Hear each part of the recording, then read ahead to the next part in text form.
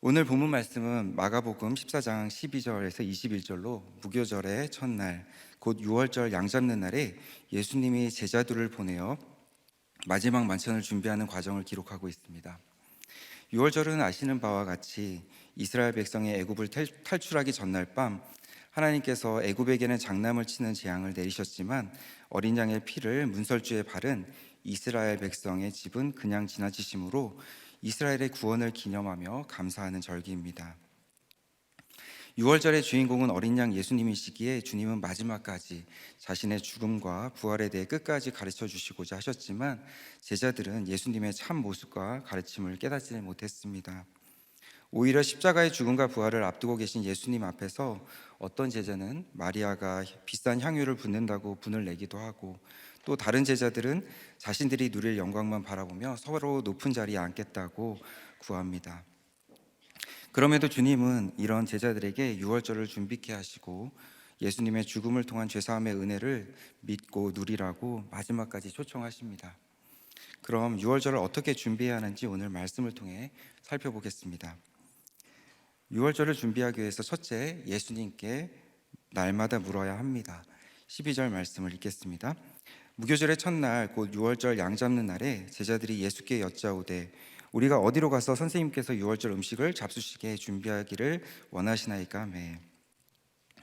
여기서 제자들은 예수님의 뜻을 물으며 유월절을 준비하는 것 같지만 사실 유월절의 핵심은 모른 채 끼니가 걱정되어 먹을 것부터 챙기려고 합니다. 그럼에도 예수님과 동행한 세월이 있어서인지 예수님께 유월절 준비를 어디서 해야 하는지 또 묻고 주님의 인도를 받습니다. 담임 목사님은 이렇게 날마다 물어보며 주님의 인도를 받는 것이 은혜이고 주님도 이렇게 물어보는 제자를 어여삐 여기신다고 하셨습니다. 그래서 구원을 위한 첫 번째 준비는 항상 예수님께 묻는 것입니다. 우리는 100% 죄인이기에 조금의 틈만 있어도 그릇 행하여 각기 제 갈 길로 갈 수밖에 없는 존재입니다. 그러기에 우리는 큐티를 통해 또 목장과 예배를 통해 날마다 어디로 가야 하는지 물어야 합니다. 제자들처럼 비록 말씀을 온전히 깨닫지는 못해도 날마다 물어야 구원의 길로 갈 수 있습니다.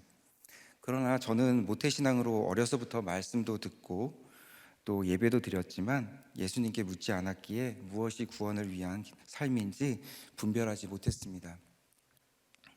저는 기독교 집안에서 태어나서 늘 교회의 울타리 안에서 자라왔습니다.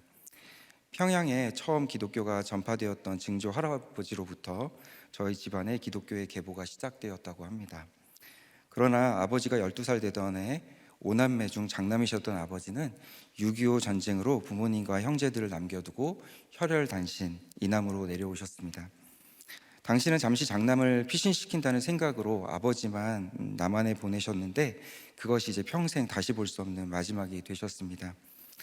가족이 흩어지는 아픔을 겪으며 남한에 내려와 갖은 고생을 하셨지만 정말 전적인 하나님의 은혜로 선교사님들의 도움을 받아 대학까지 마치실 수 있었습니다. 부모님이 저에게 삶으로 보여주신 가장 큰 가르침은 주일 성수셨습니다. 아버지와 어머니 두 분 모두 강한 성격을 가지고 계시기에 자주 다투시기도 했지만 두 분은 무슨 일이 있어도 주의를 지키셨습니다. 그러나 강하고 엄하신 부모님 밑에서 자라다 보니 저는 부모님께 인정받기 위해 착한 아이로 자라고자 노력했습니다. 사춘기도 없이 주변 사람들로부터 착하다는 칭찬을 받으며 자라왔기에 어느새 저 또한 스스로를 좋은 사람인 양 포장했고 그런 제 모습이 믿음인 줄 착각하면서 살았습니다. 사실 속으로는 온갖 시기와 질투, 욕심, 음란이 가득했음에도 다른 사람들에게 좋은 사람으로 보이기 위해 안간힘을 쓰며 살았던 것 같습니다. 그런 저의 바리새인 같은 모습은 결혼을 하면서 더 심각해져 갔습니다. 교회에서 만난 저와 아내는 결혼 직후 미국에서 신혼생활을 시작하였습니다. 아내의 얘기를 들어보면 그때는 정말 무슨 콩깍지가 씌었는지 자기를 다 받아줄 것 같은 저의 착한 성품에 끌려서 결혼을 결정했다고 합니다. 그러나 결혼 후 저 자신도 몰랐던 제 실체가 하나씩 드러나기 시작했습니다. 다른 사람들 앞에서 흠잡히는 것을 극도로 조심했던 저는 결혼 이후 줄곧 아내의 말과 행동을 지적하였습니다. 다른 사람들을 만나고 올 때면 아내에게 왜 그런 말을 했는지, 왜 그런 행동을 했는지 항상 따져 물으면서 혹시라도 아내로 인해서 상대방이 기분 상하지는 않았을지 전전긍긍했습니다. 정작 본인은 생각도 나지 않는 일을 이렇게 꼬치꼬치 따져 물으니 아내는 참 황당했을 것 같습니다. 그것뿐만이 아니었습니다. 주일에 교회를 가기 전에는 늘 무채색 옷을 입으라고 하며 경건을 치장하게 하였고, 교회 가는 시간이 늦어지면 짜증과 화를 내며 주일 예배에 늦게 만드는 아내를 정죄했습니다. 예수님을 그르다고 판단하며 죽이려 했던 바리새인처럼 아내를 죽이는 일인지도 모르고 제 방식이 또 제 생각이 옳다 여겼습니다. 주일학교부터 줄곧 예수님은 나의 죄 때문에 십자가에 돌아가셨다고 귀에 못이 박히게 듣고 입으로 고백했지만 교리로만 이해했기에 죄는 보지 못하고 회칠한 무덤 같은 바리새인의 모습으로 아내의 모습만 판단하고 지적하며 아내를 옴짝달싹 못하게 옥죄며 살았습니다. 예수님께 묻고 예수님의 말씀대로 따랐던 제자들과 달리 저는 주님의 말씀을 무시하고 제 스스로 판단자, 심판자의 자리에 올라 경건을 단지 나를 치장하는 도구로 삼았습니다. 그러나 그 당시에는 그것이 얼마나 큰 죄인지도 모르고 더욱더 제 열심으로 신앙생활을 하고자 했습니다. 석사 과정을 마치고 이제 박사 과정을 밟기 위해 저희 부부는 다른 주로 이주를 하게 되었고, 그곳에 있는 유학생 중심의 작은 교회에서 다니게 되었습니다. 주일 예배는 물론이고 새벽 예배와 수요 예배까지 참석하며 교회를 섬겼습니다. 교회 목사님과 성도들의 인정을 받으며 직분까지 받게 되니 저는 이것이야말로 참 믿음이라고 착각 속에 더욱 교회 일에 열심을 냈습니다. 작은 교회에서는 일할 수 있는 사람이 한정되어 있기 때문에 제가 감당해야 하는 일은 점차 늘어났고, 유학생의 신분이었음에도 불구하고 어느새 공부보다는 교회 일을 우선시하곤 했습니다. 특히 이제 여름방학이 되면 이제 처음 유학을 오며 교회의 도움을 요청한 유학생들의 이제 공항 마중부터 시작해서 또 자동차와 집을 구하는 일까지 그들의 정착을 도왔습니다. 어느 해 여름방학에는 서울에서 대전 거리에 있는 공항을 10번 이상 나갔던 적도 있을 정도로 정착 가이드 일에 매달렸습니다. 이런 일들을 하며 저는 좋은 사람으로 인정받았지만 정작 아내로부터는 그 인정을 받지 못했습니다. 온종일 사람들을 돕고 오면 아내는 혼자 아이를 돌보며 지쳐 있었고, 집안일을 돌보지 않으면서 교회 일과 다른 사람 일에만 신경 쓰는 저에게 불만을 토로했습니다. 그럴 때면 저는 놀고 온 것도 아니고 남들 돕다 온 것인데 왜 이렇게 불만이냐고 아내의 하소연을 받아주지 않았습니다. 남편과 아빠의 역할을 잘 감당하며 또 학생에 대해 순종하여 학업을 게을리하지 않았어야 했는데 주님께 묻지 않으니 말씀 없이 내 열심만 앞세우며 무엇이 급하고 중요한지 전혀 분별이 되지 못했습니다. 몇 날 며칠 다른 사람을 돕는 일에 시간을 쓰다 보니 자연히 학업은 지지부진해지고 마음은 불안했지만 아무도 인정해주지 않는 공부보다 쉽게 남들의 인정을 받을 수 있는 교회를 놓지 못했습니다. 이렇듯 가정에서 먼저 신앙의 본을 보이지 못한 저의 이중적인 생활로 인해 아내는 점점 더 힘들어했고, 그럴 때마다 아내는 저에게 참 이기적이라고 얘기해 주었습니다. 그러나 저는 제가 이기적이라는 것을 인정할 수가 없었습니다. 교회와 유학생을 위해서 수고하고 있는 내가 이타적이면 이타적이지 왜 이기적이라고 하는지 인정이 되지 않았습니다. 담임 목사님께서는 늘 착한 것이 악한 것이라고 말씀하시지만 그 말씀도 제 죄가 드러나서야 인정하게 되었고, 그 전까지는 이기적이라는 아내의 말이 제일 듣기 힘든 말 중에 하나였습니다. 그러는 사이 저희 부부는 보이지 않는 벽을 쌓아갔습니다. 사실 그 벽은 누구도 아닌 제가 쌓아 올린 벽이었습니다. 경건과 희생으로 포장한 회칠한 담을 높이 쌓으면서도 나만 옳다 여기며 살아왔습니다. 적용 질문을 드립니다. 주님께 묻지 않고 내 열심으로 신앙생활하면서 믿음이라고 착각하는 모습은 없습니까? 아내와 가족들이 나에 대해 지적하는 말을 주님의 말씀으로 귀담아 듣고 있습니까? 네, 물 한 모금 마시고 이어가겠습니다.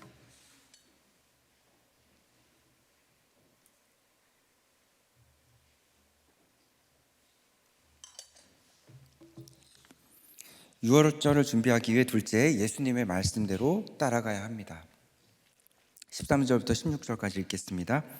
예수께서 제자 중에 둘을 보내시며 이르시되 성내로 들어가라. 그리하면 물 한 동이를 가지고 가는 사람을 만나리니 그를 따라가서 어디든지 그가 들어가는 그 집 주인에게 이르되 선생님의 말씀이 내가 내 제자들과 함께 유월절 음식을 먹을 나의 객실이 어디 있느냐 하시더라 하라. 그리하면 자리를 펴고 준비한 큰 다락방을 보이리니 거기서 우리를 위하여 준비하라 하시니 제자들이 나가 성내로 들어가서 예수께서 하시던 말씀대로 만나 유월절 음식을 준비하니라.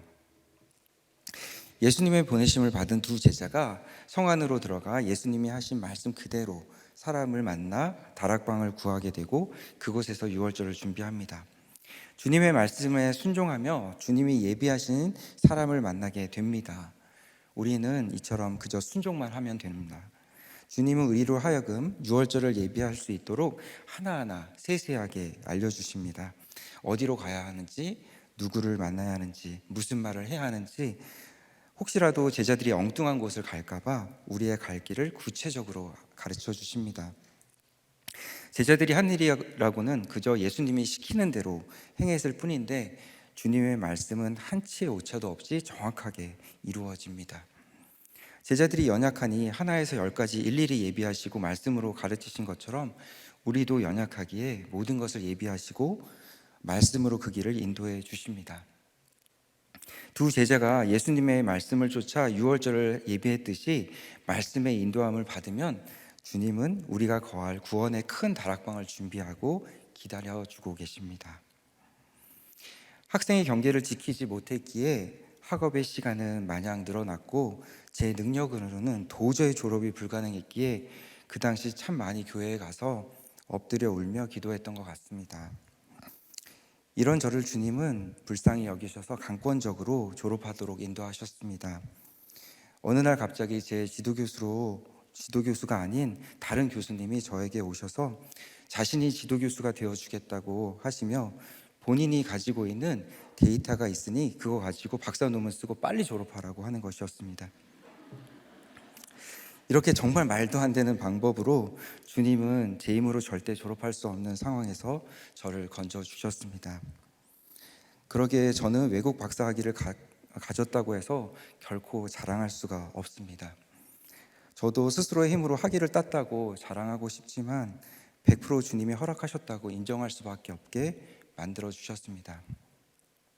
겉으로 보이는 스펙은 왠지 있어 보이지만 사실 제 실상은 이렇습니다. 우리들 교회에 제 수업을 들었던 학생들도 사실 다니고 있는데요. 네, 오늘 다 이렇게 드러나게 하시는 것 같습니다. 네. 전적인 은혜로 학위를 마치게 하신 주님은 한국에 돌아온 저희 부부를 위해 말씀이 살아있는 우리들 공동체를 준비해 놓고 기다리고 계셨습니다. 표면적으로는 직장을 구하기 위해 한국에 들어온 것이지만 주님은 저와 가정의 구원을 위해 큰 다락방을 예비해 놓고 계셨습니다. 아내와 아이들을 미국에 두고 한국에 먼저 나온 저는 예전 재수생 큐티 모임 때부터 담임 목사님께 양육받던 친구의 인도로 우리들 교회에 오게 되었습니다. 친구의 기억을 빌리자면 고3 때 교회 앞길에서 담임 목사님과 마주쳤는데 당시 집사님이셨던 목사님은 예전부터 알고 있던 저와 또 같이 있던 제 친구를 보시고 재수생 큐티 모임에 나와보라고 하셨습니다. 그때부터 목사님은 이렇게 틈만 나시면 이렇게 큐티 모임으로 인도를 하셨고 친구와 저는 모임에 나가기 시작했습니다. 친구는 그때 목사님을 처음 배웠는데 긴 머리에 머리띠를 하신 목사님의 아름다운 모습이 너무 강렬했다고 꼭 오늘 설교할 때 전해달라고 했습니다. 네. 그때도 한 영혼에 대한 관심을 가지고 저희를 초대해 주셨고 또 이렇게 매주일 오전 지금처럼 한 절 한 절 큐티 말씀을 목사님의 삶과 연결하여 풀어주시며 끝날 때에는 모두 한 명씩 돌아가면서 기도하고 마쳤던 기억이 납니다. 하지만 재수를 시작하며 계속 재수생 모임을 나가 엄청나게 큐티를 열심히 했던 친구와 달리 저는 구속사의 말씀을 잘 깨닫지 못했고 대학에 붙고 나서는 모임에 거의 나가지 않았습니다. 그리고 결혼 전에 아내와 몇 번 참석한 후에 유학을 떠났습니다. 유학 중에 목사님께서 목회를 시작하셨다는 소식을 들었고 한국에 돌아와 10년 만에 목사님의 설교를 듣게 되었는데 한결같이 여전한 방식으로 말씀을 전하고 계셨습니다. 미국에서 겪은 고난이 있어서인지 예전과는 다르게 전해주시는 말씀이 매번 마음을 찌르고 눈물을 흘리며 은혜를 누리게 되었고, 아내는 없었지만 매주 부부 목장에 참석하며 권찰님이 정성껏 준비해 주셨던 맛있는 음식과 삶을 진솔하게 나누는 목장 식구들을 통해 정착하게 되었습니다. 미국에서 오기 전에는 아내와 여러 교회를 다녀보고 결정하자는 얘기도 했었는데 1년 후 한국에 돌아온 아내는 우리들 교회에서 예배를 드려보고 나서 이내 우리들 교회가 주님이 예비하신 큰 다락방임을 받아들이게 되었습니다. 아내가 나중에 말하기를 미국에서부터 말씀이 살아있는 교회에서 신앙생활을 하게 해달라고 기도했다고 합니다. 열심히 봉사하고 섬겼지만 광야와 빈들 같은 영적 공허함을 아셨기에 주님은 저와 아내를 말씀과 찬송의 떡집으로 인도해 주셨습니다. 정말 신기하게도 주님은 많은 교회 중에서 저희 가정의 구원을 위해 우리들 교회로 한 치의 오차도 없이 인도해 주셨고, 그 후에는 또 저희 부모님, 장모님, 처남 가족들까지 이곳으로 인도하셔서 한 말씀을 듣고 나누는 큰 은혜를 경험하며 가고 있습니다. 그런데 한 가지 기도 제목이 있습니다. 이건 저만의 기도 제목은 아니고 저희 담임 목사님의 기도 제목이기도 한데요. 그렇게 열심히였던 친구는 지금도 나오고 있기는 하지만 저를 인도하고 또 여기까지 인도해 주기까지 했지만 아직 목자도 아니고 그때 말씀이 들리지 않았던 저는 이렇게 이 자리에서 간증을 하고 있습니다. 친구는 S대를 나와서 똑똑하고 또 잘생겼는데 아직 결혼을 또 못하고 있습니다. 속히 결혼도 하고 또 이제 부부 목장에 참석도 하여서 목자가 될 수 있기를 함께 기도해 주시기 바라겠습니다. 네, 적용 질문 드리겠습니다. 주님이 나를 위하여 예비해 주신 큰 다락방은 무엇입니까? 말씀대로 순종하고 적용함으로 주님이 허락하신 은혜는 무엇입니까? 6월절을 준비하기 위해서는 마지막으로 내가 가룟 유다임을 알아야 합니다. 17절부터 21절까지 읽겠습니다. 저물매 그 12를 데리시고 가서 다 앉아 먹을 때 예수께서 이르시되 내가 진실로 너희 중에 이르노니 너희 중에 한 사람 곧 나와 함께 먹는 자가 나를 팔리라 하시는데 그들이 근심하며 하나씩 나는 아니지요 하고 말하기 시작하니 그들에게 이르시되 12 중에 하나 곧 나와 함께 그릇에 손을 넣는 자니라. 인자는 자기에 대하여 기록한 대로 가거니와 인자를 파는 그 사람에게는 화가 있으리로다. 그 사람은 차라리 나지 아니하였더라면 자기에게 좋을 뻔하였느니라 하시니라. 예수님은 제자들을 다 데리고 가셔서 유월절 음식을 같이 드십니다. 그때 갑자기 예수님이 너희 중 한 사람 곧 나와 함께 먹는 자가 나를 팔리라고 하십니다. 이처럼 구원을 방해하는 사람, 예수님을 파는 사람이 있습니다. 그것도 한솥밥을 먹는 제자 중 한 사람이 예수님을 배신하고 판다고 말씀하십니다. 병행 구절인 마태복음 26장 25절을 보면 제자들은 주여 내니이까 하는데 유다는 랍비어 내니이까 물으며 자기는 정말 안 팔 것처럼 말을 합니다. 베드로는 무식해서 나서는 제자였고 또 야고보와 요한은 높은 자리 달라고 요구하는 제자들이었지만 유다는 한 번도 그런 적이 없었습니다. 그렇게 안 팔 것 같은 유다가 배신을 할 것이기에 너희 중에 파는 자가 있어도 놀라지 말라고 미리 말씀해 주십니다. 함께 그릇에 손을 넣는 것은 절대 배반하지 않겠다는 표현이라고 합니다. 다른 제자들은 감히 손을 넣지도 못하는데 유다만 손을 넣습니다. 팔려고 계획했으면서도 절대 배신 안 한다고 합니다. 어쩌면 이렇게 뻔뻔할 수가 있나 싶지만 우리 중에 유다를 정죄할 수 있는 사람은 아무도 없습니다. 저 또한 혼자 경건한 척, 의로운 척, 남도 속이고 나도 속이는 삶을 살아왔기에 예수님을 팔 자가 아니라고 스스로 여겨왔습니다. 그러나 감추고 살았던 제 속의 음란과 혈기로 아내와 자녀를 배신하는 사건을 겪으며 결코 유다를 손가락질하고 비난할 수 없는 죄인임을 깨닫게 되었고, 주님은 이런 저에게 유월절의 은혜, 구원의 축복을 허락하셨습니다. 그러나 사건을 통해 내 죄를 깨닫기 전까지는 라비어 나는 아니지요 하며 절대 배신하지 않을 것 같던 유다의 모습이 제 모습이었습니다. 한국에 들어오기 전 몇 년간 한인교회에서 직분을 맡아 섬기면서 술을 끊고 살아왔기에 한국에 나와서도 그렇게 살 수 있다고 스스로를 믿었습니다. 그러나 내가 겸손한 것이 아니라 환경이 겸손한 거라는 담임 목사님의 말씀처럼 1년 동안 아내와 아이들 없이 보낸 한국에서의 자유로운 삶은 저를 술과 음란으로 이끌어갔습니다. 마시지 않았던 술을 한국에 오자마자 언제 그랬냐는 듯이 다시 시작했고, 취해서 집에 들어오는 날이 많아졌습니다. 미국에서 힘들게 학업과 육아를 병행하던 아내는 한국에서의 제 삶에 불안해하고 힘들어했습니다. 그러나 저는 그때마다 이 핑계 저 핑계 대며 술자리를 가졌고, 또 아내 몰래 다른 여자를 만나기도 했습니다. 그러면서도 육체적인 관계까지는 갖지 않으니 괜찮다고 합리화하며 죄의식도 없이 만남을 이어갔습니다. 그러나 매주 교회 예배와 목장에 나가 말씀과 공동체의 나눔을 듣다 보니 제자들이 예수님의 말씀을 듣고 근심하며 한 명씩 나는 아니지요 한 것처럼 저도 찔림이 생기고 근심이 되었습니다. 점차 말씀이 들리고 내 죄가 보이니 찔리고 근심이 생겨 아내 몰래 음란을 행하던 것을 끊기 시작했습니다. 이후 아내와 아이들이 한국에 들어와 함께 살면서 아내에게 제 음란했던 생활을 솔직하게 고백해야겠다는 생각을 했습니다.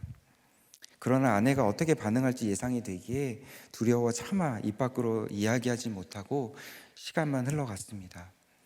그러던 어느 날 가족들과 한강 고수부지에 다녀와 자려고 누웠는데 평소 길치인 제가 한강 가는 길을 너무 잘하는 게 수상했던 아내는 갑자기 정말 그 밤에 한강 고수부지에 다른 사람과 간 적이 있냐고 묻는 것이었습니다. 아내의 촉에 깜짝 놀랐지만 그동안 제 죄를 고백하겠다고 생각했던 저는 아내의 질문을 하나님이 주신 기회로 여기고 바로 무릎을 꿇고 쫓겨날 각오로 그동안 제가 저질렀던 음란의 죄를 고백했습니다. 사실 이전에도 유학 시절 방학이 되어 한국에 왔다가 룸사롱에 간 적이 있었는데 그때도 아내의 촉이 발동하여 걸리는 축복을 허락하셨습니다.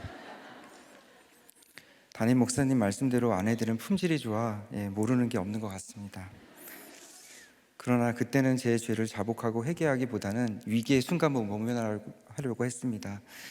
그렇게 지나갔던 음란의 사건이었기에 이번에는 공동체 안에서 자복하고 회개하며 갈 수 있는 기회로 삼아 주셨습니다.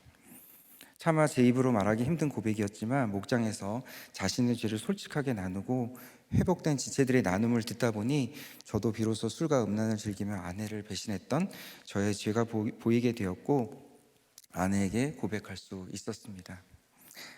제 고백으로 충격을 받은 아내는 배신감에 며칠간 너무 힘들어했고 저는 아내의 상처난 마음을 돌이킬 수 있는 방법이 없기에 그냥 그저 하나님 도와주세요, 저희 가정을 지켜주세요 라고 기도할 뿐이었습니다. 그런데 그 일 있고 나서 얼마 후 우리들 공동체의 말씀을 듣던 아내는 기적처럼 남편을 우상 삼았던 자신의 모습을 회개하며 제 음란의 죄를 용서해 주었습니다. 신결혼을 통해 같은 말씀을 듣는 것이 너무 중요함을 뼈저리게 깨닫는 시간이었습니다. 아이들이 어느 정도 성장한 후에는 아이들에게도 아빠가 저지른 음란의 죄를 오픈하였고 지금도 버릴만 하면 아이들은 농담처럼 아빠는 한강 좋아하니까 우리 한강 갈까? 얘기하며 저의 유월절을 기념하도록 돕고 있습니다. 이후 제가 가해자임이 깨달아지니 이제 술을 끊는 적용도 할 수 있었습니다. 저는 이 일이 있은 후에 이전에 저질렀던 모든 음란의 죄를 아내에게 생각날 때마다 솔직하게 이야기하게 되었습니다. 저의 직장 특성상 저는 여성의 비율이 90% 이상 되는 환경에서 일을 하고 있습니다.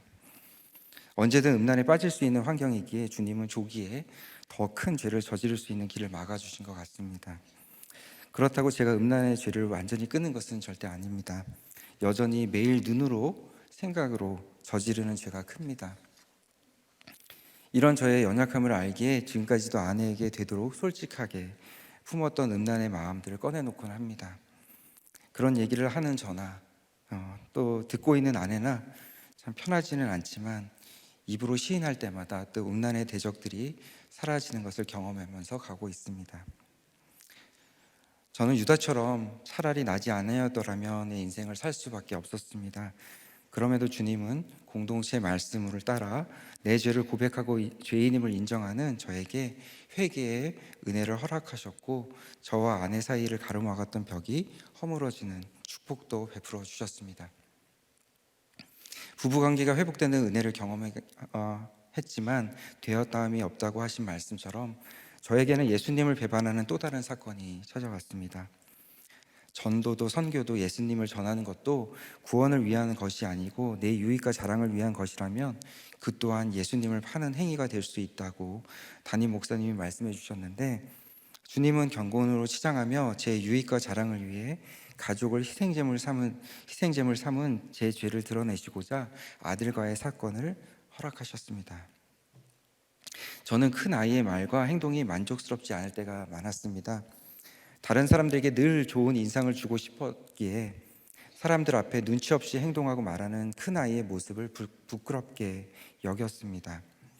그런 감정들이 쌓이다 보니 아이가 조금만 마음에 들지 않는 행동을 해도 심하게 화내고 짜증을 냈습니다.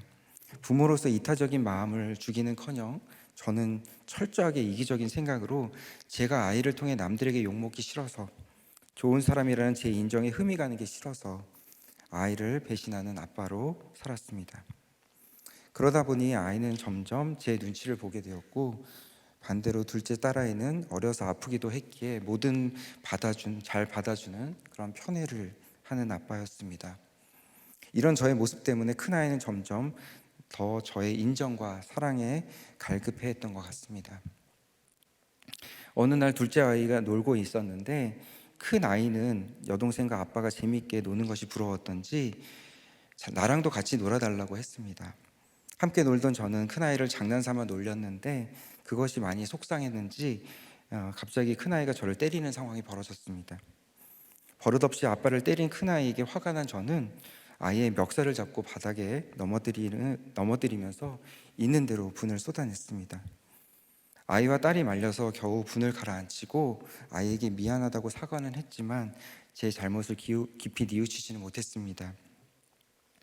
다음 날이 주일이어서 속상한 마음으로 예배를 드렸는데 본문이 인류 최초의 살인을 저지른 가인에 대한 창세기 설교 말씀이었습니다. 설교를 듣고 통성기도를 하는 시간이 되어 기도를 하려고 눈을 감았는데 주님은 저에게 하나의 장면을 보여주셨습니다. 흰 옷을 입고 제 앞에 한 사람이 서 있는데 얼굴을 보니 큰 아이였습니다.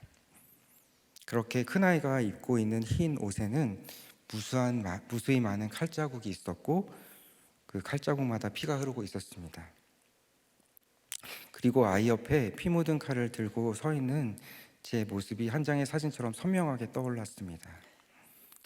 그 장면을 보며 순간 큰 아이를 말과 행동으로 수없이 살인한 가인이 저라는 것이 깨달아졌고, 그 당시 휘문 채플 2층에서 목 놓아 울었던 기억이 아직도 남아 있습니다. 믿음의 자녀로 키우라고 주신 자녀를 있는 모습 그대로 받아주지 못하고 판단하고 미워했던 제 죄가 깨달아졌습니다. 주님은 말씀을 통해 그동안 아이에게 얼마나 큰 상처를 주고 있는지 알려주셨지만 사운드로만 듣고 깨닫지 못했습니다. 그렇게 말씀이 들리지 않는 저를 위해 주님은 비디오까지 준비하셔서 보이스로 말씀이 들리는 은혜를 허락하시고 제 죄를 회개케 하셨습니다. 가인처럼 살인을 저지르고도 회개하지 못하고 아이에게 믿음의 유산을 물려주기는커녕 돌이킬 수 없는 상처만 물려줄 뻔한 저였습니다. 말하기 정말 부끄럽지만 저는 대학 시절부터 유아교육을 전공하여 졸업한 후에는 유치원 교사로 일했고 또 유아교육으로 박사까지 받았습니다. 그럼에도 제 스스로 문제 부모임을 모르니 배운 지식이 백해 무익이었습니다. 그동안 유아교육이라는 세상의 지식을 쌓았음에도 불구하고 제 죄를 객관적으로 보지 못하니 배운 지식이 사람을 살리는 지식이 되지 못하고 죽이는 지식이 되었습니다. 그럼에도 아들과의 사건과 교회에서의 가르침을 통해 가정 중수에 대해 관심을 갖게 되었고, 주님은 아버지를 주제로 연구하고 활동하게 하셨고, 또 교회에서도 부모 학교와 아버지 학교에서 섬기게 하셨습니다. 만약 아들과의 사건이 없었다면, 그래서 눈으로 입으로 혈기로 아들을 무수히 찌른 살인자임이 깨달아지지 않았다면, 저는 아마 지금도 옳고 그름의 지식과 신념으로 소위 전문가랍시고 부모와 아버지를 판단하고 옳은 개소리만 하고 있지 않았을까 생각합니다. 물론 제가 알고 있는 지식도 알려드려야겠지만 제가 가해자임이 인정되니 무엇보다 정말 변하지 않는 아버지, 또 자녀에게 상처 주고 있는 아버지들의 모습이 제 모습인 것 같아 치유하게 되고 또 안타깝게 생각하는 마음을 갖고 교육과 연구에 임하고 있습니다. 그리고 지식이 사람을 변하게 하는 것이 아니라 주님의 말씀만이 나를 변화시키고 또 우리 부모님들을 변화시킬 수 있음을 점점 더 깊이 깨달아가고 있습니다. 저는 유다처럼 예수님을 배반하고도 돌이킬 기회를 갖지 못하고 죽을 수밖에 없는 인생이었습니다. 유다와 전혀 다를 게 없는 저이지만 그럼에도 저에게 말씀 공동체를 허락하셨고 제 죄를 보게 하셨습니다. 그러기에 저는 유다를 비롯해 그 누구도 함부로 정죄할 수 없는 양심의 화인 맞은 자임이 인정됩니다. 우리들 교회 말씀이 아니었다면 저 스스로 선하고 의롭다고 착각하며 살기 등등하여 자신의 몸을 주님을 위한 의의 병기로 드리는 것이 아니라 살인의 병기로 가족들을 죽이는 줄도 모르고 살았을 것입니다. 그러나 말씀을 통해 죄를 깨닫고 내가 유다임을 알게 하셨습니다. 이것이 저와 저희 가정에 허락하신 축복이고 은혜임을 고백합니다. 지난 부활절 위대한 결혼 설교 말씀을 들으며 제가 지었던 음란과 혈기가 단지 육적인 죄가 아니라 구속사의 계보가 우리 가정과 자녀에게 흘러가는 것을 막아버리는 영적 죄임을 다시금 깨닫게 되었습니다. 하마터면 제 음란과 혈기로 아내와 자녀가 상처 입고 주님을 떠나는, 그래서 이북에서부터 주님의 전적인 은혜로 이어진 영적 계보가 저에 대해서 끊어지는 엄청난 죄를 지을 뻔했습니다.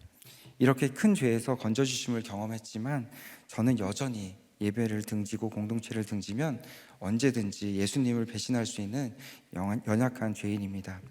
그러기 예수님을 배신하지 않을 다른 방법이 없는 것 같습니다. 오직 공예배와 목장예배, 큐티를 통해서 날마다 내 죄를 보므로 어린 양의 피로만 구원받을 수 있다고 고백하는 것만이 6월절의 은혜에 참여하는 유일한 길이라 믿습니다. 적용 질문을 드립니다. 여러분은 누군가를 배신한 적이 있으십니까? 내가 자신의 유익을 위해 예수님을 배반하고 팔아넘긴 가룟 유다임이 인정되시나요? 말씀을 맺겠습니다. 애굽에서 6월절은 장자를 잃는 큰 심판의 날이었고 이스라엘 백성에게는 죽음에서 건져주신 은혜의 날이었습니다. 애굽처럼 자기 능력과 열심으로 주님께 묻지 않고 돌이키지 않으면 심판할 사건 속에서 저희 또한 죽을 수밖에 없습니다. 가룟 유다가 주님을 배반할 줄 아시면서도 경고의 말씀으로 끝까지 회개할 길을 주시고자 했던 주님은 동일한 사랑과 은혜로 오늘도 저에게 찾아오셔서 말씀의 큰 다락방으로 인도해 주십니다. 주님이 주시는 날마다의 말씀에 우리가 순종하며 따라갈 때 예배와 목장을 통해 예수님을 배반하며 살아온 저희의 죄를 깨닫게 하십니다. 물론 우리를 포기치 않으시는 주님은 심판이 아닌 구원의 기쁨과 감사를 기념하는 6월절을 맞이하게 하시며 예수가 그리스도라고 고백하는 복된 인생을 살게 하십니다. 이런 복된 인생 사는 저와 여러분 되시기를 소망합니다. 기도하겠습니다. 사랑의 하나님, 가룟 유다처럼 차라리 나지 아니었더라면 인생을 살았을 저인데 주님의 사랑, 신실하신 사랑으로 저의 죄를 깨닫고 회개할 수 있는 은혜를 베풀어 주시니 감사합니다. 제가 무엇이 간데 주님은 저를 택하고 또 제가 뭐라고 이렇게 틈만 나면 관역을 벗어나려는 저를 호흡 불어 가시면서 6월절의 기쁨에 참여하는 인생으로 인도하시는지요.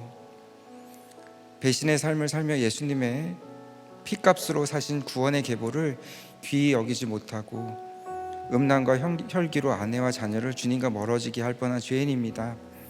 죄에서 건져주신 주님의 구속의 은혜를 경험했음에도 여전히 눈앞에 끼니만 채우려 하고 높은 자리만 탐하며 세상 성공과 기복을 위해 또다시 가정과 주님을 배신하는 삶을 살고 있음을 고백합니다.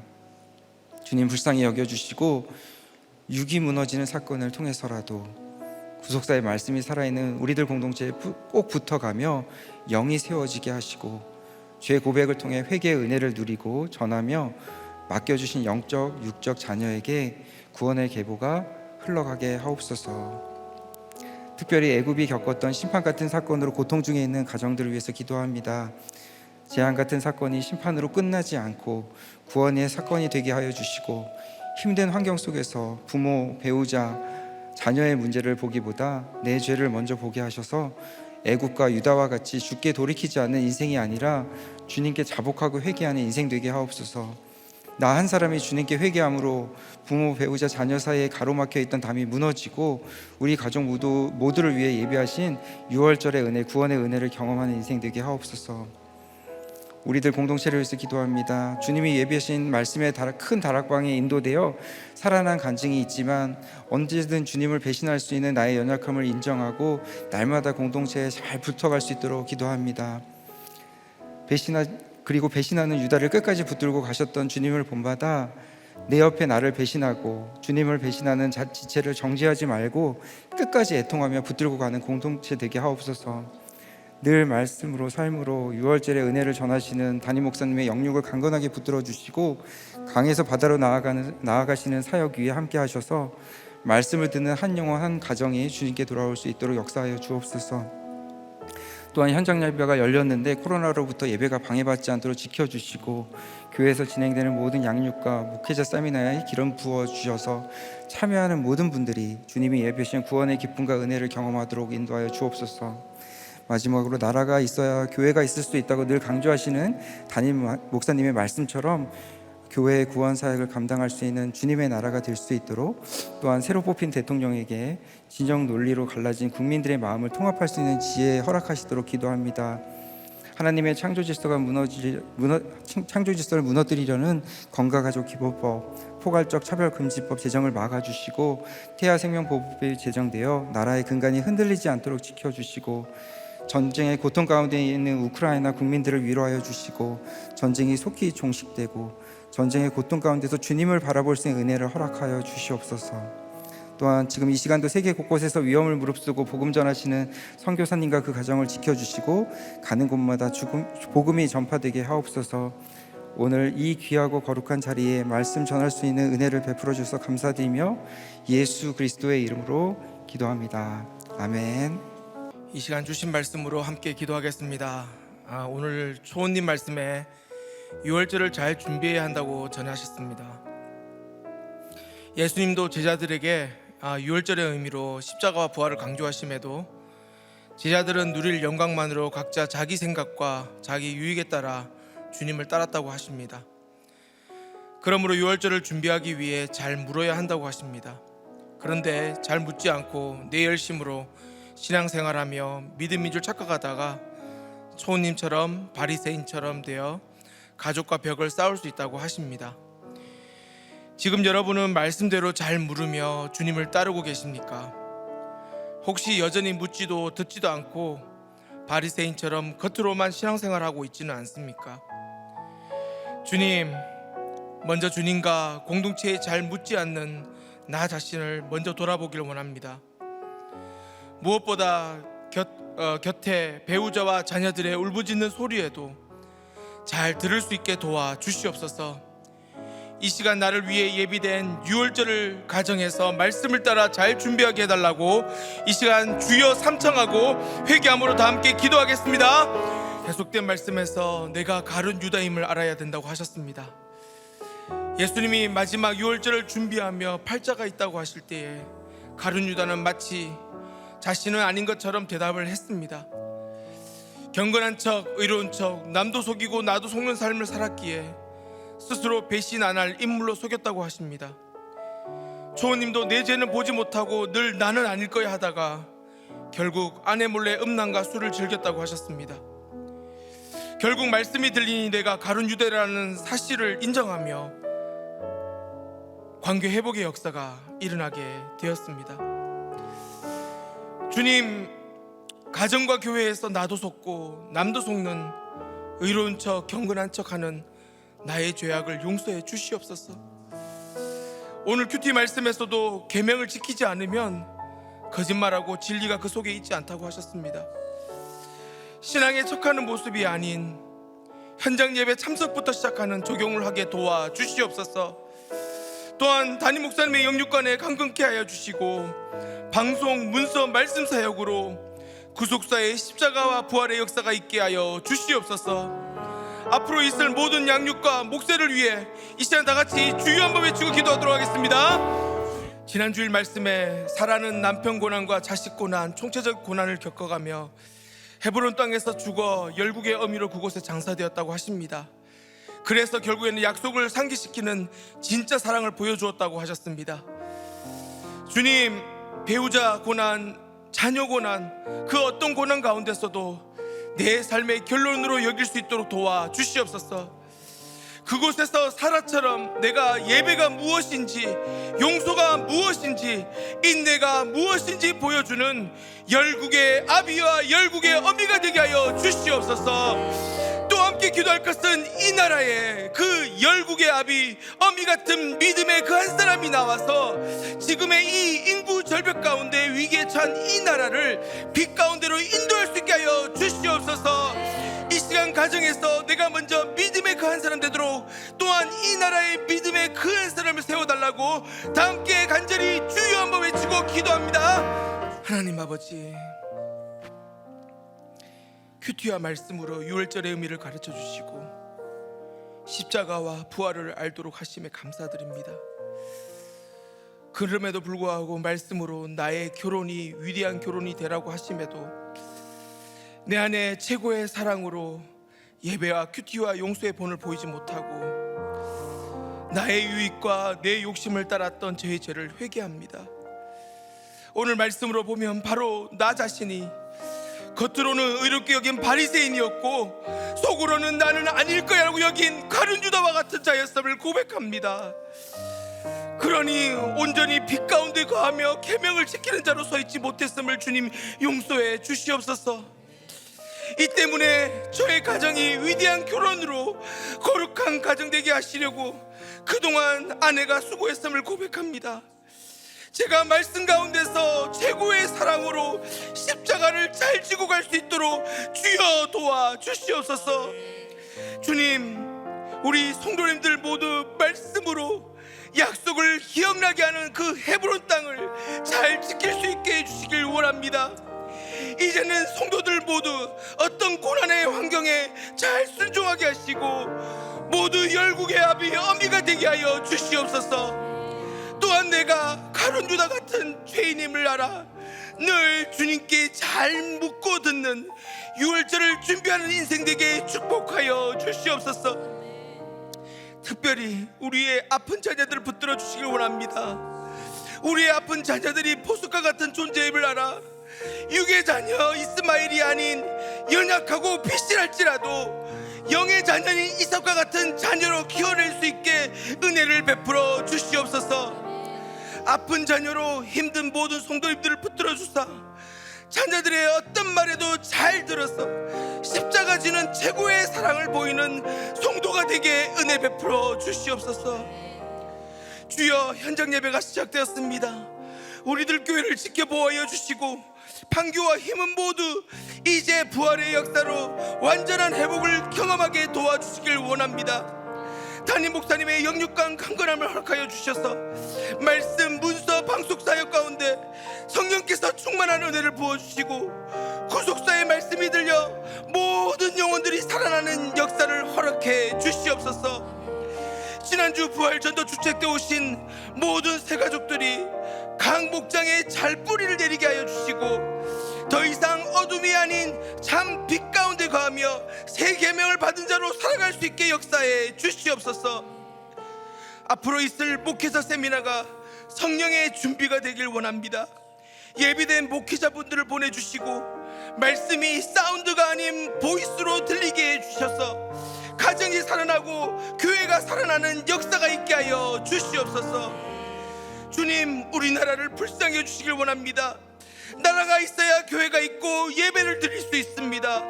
우리나라의 이 인구 절벽 시대에 나라의 근간을 흔드는 차별금지법 같은 악법은 막아 주시옵소서.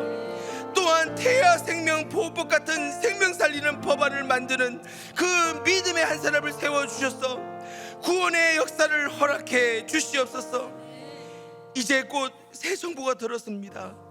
새 정부가 빛 가운데 걸어가는 정부가 되게 하여 주시고 하나님을 두려워하고 국민을 사랑하는 길을 걷게 하여 주시옵소서. 지금 우크라이나 전쟁 가운데 주님 간섭하여 주셔서 전쟁은 그치게 하여 주시고 그곳에 복음이 들어가 수많은 영혼들이 구원받게 하여 주시옵소서.